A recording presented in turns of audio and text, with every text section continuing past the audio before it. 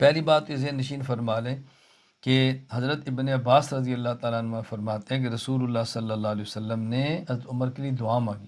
اللہم اعز الاسلام بعمر، اے اللہ عمر کے ذریعے اسلام کو عزت عطا فرما۔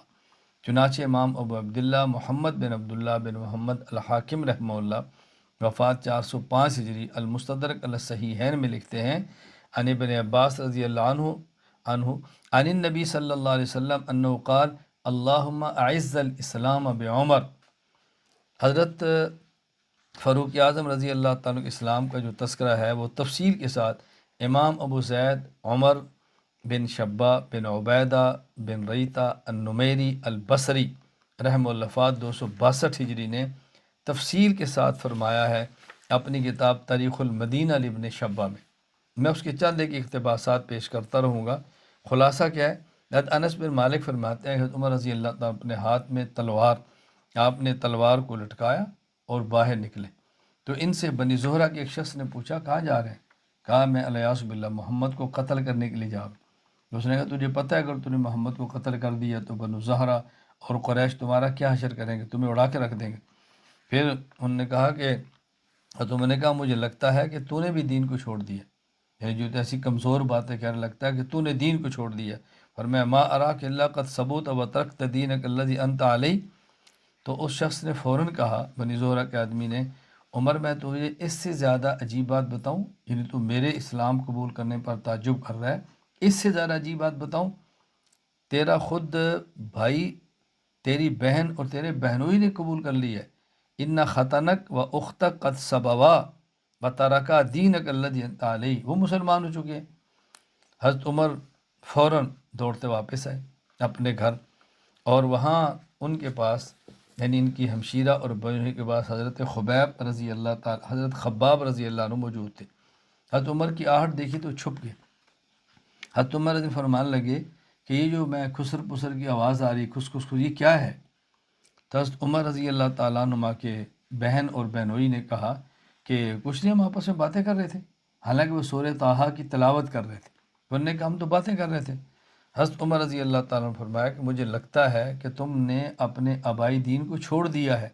فلعلکما قد ثبوتکما۔ حضرت عمر رضی اللہ تعالیٰ کے جو بہنوئی تھے انہوں نے فرمایا دیکھو عمر، اگر حق تمہارے دین کے علاوہ ہو، جو ہمارا گزشتہ دین تھا شرک اور کفر کا، اور جو تمہارا بھی دین ہے، اگر ہر حق اس کے علاوہ ہو تو پھر حضرت عمر رضی اللہ تعالیٰ عنہ نے حملہ کیا اپنے بہنوئی پر، اس کو نیچے گرایا اور اس کو مارنا شروع کیا۔ حضرت عمر کی ہمشیرہ آئیں ان کو بچانے کے لیے، حضرت عمر نے ان کو بھی مارا۔ حضرت عمر رضی اللہ تعالیٰ عنہ جب ان کو بھی مارا تو وہ بھی غصے ہوئی، تو انہوں نے پھر کہا یا عمر، حضرت عمر کی بہن تھی، فرمایا ان کان الحق فی غیر دینک،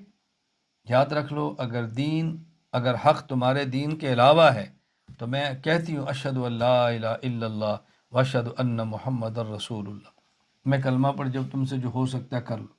حضرت عمر مایوس ہو گئے کہ اب تو میری بہن بھی سامنے کھڑی ہو گئی۔ حضرت عمر نے کہا آتونی ھذا الکتاب الذی عندکم، جو تمہارے پاس کتاب ہے مجھے دو، یعنی قرآن کریم ان کے پاس یوں نہیں جیسے ہمارے پاس مصحف ہوتا ہے لیکن لکھا ہوتا ہے کہیں کی کاغذ پر کہیں پتھر پر کہ ٹکڑا، مجھے بھی دو۔ تو انہوں نے کہا، ان کی بہن نے کہا انک رجس، تو ناپاک ہے، اور اس قرآن کو لا یمسہ الا المطہرون، وہی چھو سکتا ہے جو پاک ہو، جاؤ وضو کرو، غسل کرو یا وضو کرو، اس کے علاوہ میں تمہیں نہیں دوں گی۔ حضرت عمر کے وضو کیا اور پھر قرآن کریم کو لیا اور آپ نے پڑھنا شروع کیا۔ جب طٰہٰ تک پہنچے، سورہ طٰہٰ میں اس آیت پر پہنچے اننی اری اللہ لا الہ الا انا فاعبدنی واقم الصلاۃ علی ذکری، کہ میں ہی خدا ہوں، میری عبادت کرو اور نماز پڑھو میری یاد کے لیے۔ حضرت عمر نے کہا دلونی علی محمد، مجھے محمد کے پاس لے کر چلو۔ جب یہ بات حضرت خباب نے سنی تو ظاہر ہے وہ چھپے ہوئے تھے، وہ کھل کے سامنے آ گئے، تو حضرت خباب نے کہا ابشر یا عمر، یا عمر تمہیں مبارک ہو، فإنی ارجو ان تکون دعوت رسول اللہ صلی اللہ علیہ وسلم لک لیلۃ الخمیس، حضرت عمر مبارک ہو، تم حضور کی دعا ہو، جمعرات کو اللہ کے نبی نے تمہارے لیے دعا مانگی تھی، اللہم اعز الاسلام بعمر بن الخطاب او بعمر بن حشاب، اے اللہ عمر بن خطاب یا عمر بن حشاب جو ابو جہل تھا، ان میں سے کسی ایک کے ذریعے اللہ تو اسلام کو غالب فرما دے۔ اللہ نے تیرے حق میں دعا قبول کر لی۔ رسول اکرم صلی اللہ علیہ وسلم جو صفا پہاڑ میں دار ارقم تھا جہاں پر رہتے تھے، چھپ کے تھے، تو حضرت عمر کو وہاں لے کر خباب چلے گئے۔ جب وہاں پہنچے تو دروازے پر پہرا تھا، حضرت حمزہ تھے، حضرت طلحہ تھے، اور صحابہ بھی تھے۔ تو جب ان لوگوں نے حضرت عمر کو دیکھا تو بعض صحابہ گھبرا گئے کہ عمر زیادتی نہ کریں۔ حضرت حمزہ فرمانے لگے گھبراؤ مت، فَإِن يُرِدِ اللَّهُ بِعُمَرَ خَيْرًا يُسْلِمْ، اگر عمر بھلائی کے ارادے سے، اللہ نے اس بھلائی کا ارادہ کر لیا تو آج کلمہ پڑھ لے گا، وَيَتَّبِعِ النبی صلی اللہ علیہ وسلم، اور نبی پاک صلی اللہ علیہ وسلم کی اتباع کرے گا، وَإِن يُرِدْ غَيْرَ ذَلِكَ يَكُنْ قَتْلُهُ عَلَيْنَا هَيِّنًا، اور اگر اللہ نے اس کی ہدایت کا فیصلہ نہیں کیا اور عمر نے کوئی گڑبڑ کی تو میں گردن اڑا دوں گا، اور میرے لیے ان کو قتل کرنا کوئی مشکل نہیں ہے۔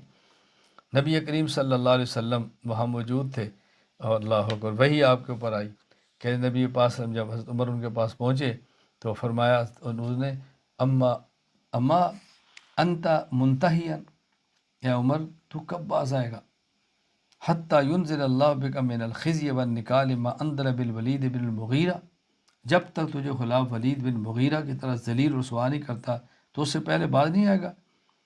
اللہ اکبر۔ پھر حضور نے کہا اللہم ھذا عمر بن الخطاب، اے اللہ عمر بن خطاب آ گیا ہے،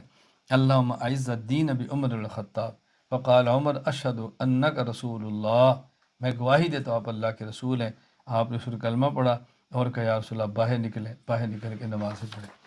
یہاں دیکھیں ایک جو بات سمجھنے کی وہ یہ کہ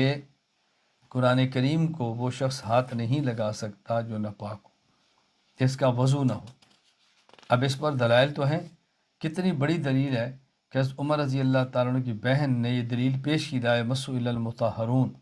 کہ جب تک تم وضو نہیں کرو گے تمہیں قرآن کو ہاتھ نہیں لگانے دوں گی۔ اور آج تک کسی نے اس کا انکار نہیں کیا کہ یہ تو حالت جنابت کے بارے میں ہے، فلاں کے بارے میں نہیں ہے۔ تو عمر نے وضو کیا اور قرآن کو ہاتھ لگا لیے، اس کا معنی اس کا تعلق صرف حالت جنابت کے ساتھ نہیں ہے، بلکہ اگر کوئی بے وضو ہو تو قرآن کو ہاتھ نہیں لگا سکتا جب تک اس کا وضو نہ ہو۔ تو بہت سارے لوگ کہتے ہیں نہیں یہ صرف فرشتوں کے بارے میں ہے کہ فرشتے چونکہ پاک یا قرآن کو ہاتھ لگاتے ہیں، انسانوں کے بارے میں ہے ہی نہیں۔ حضرت عمر کی بہن تو انسان کو فرما رہی ہے نا، فرشتے کو تو نہیں کہہ رہی۔ اس لیے اس مسئلے کو ذہن نشین فرما لیں، اللہ میں بات سمجھنے کی توفیق عطا فرمائے۔